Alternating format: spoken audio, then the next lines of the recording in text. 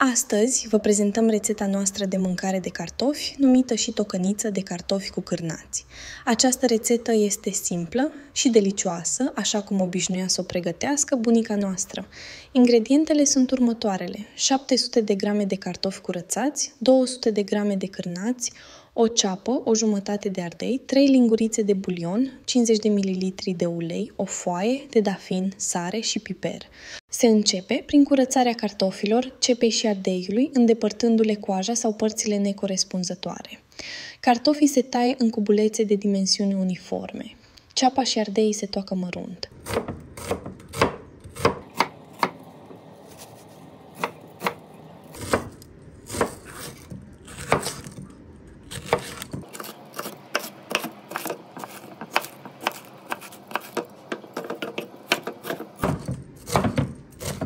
Cârnații se taie felii.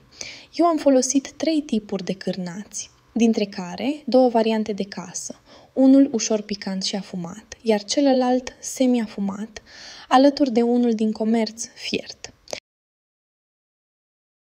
Se încălzește uleiul într-o oală și se adaugă cârnații.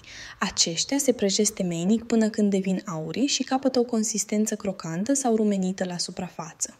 După ce cârnații s-au rumenit, se adaugă ceapa și ardeiul peste aceștia și se călesc timp de 2-3 minute. Prin călirea acestora se accentuează aromele și se obține o consistență mai delicată a legumelor. Adăugăm pasta de tomate peste amestec și amestecăm bine pentru a o integra în preparat.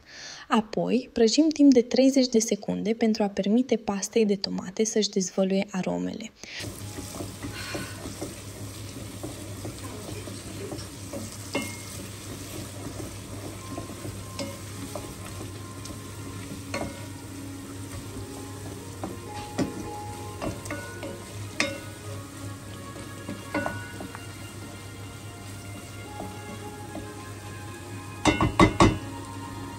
Se adaugă cartofii și îi amestecăm bine cu celelalte ingrediente din oală.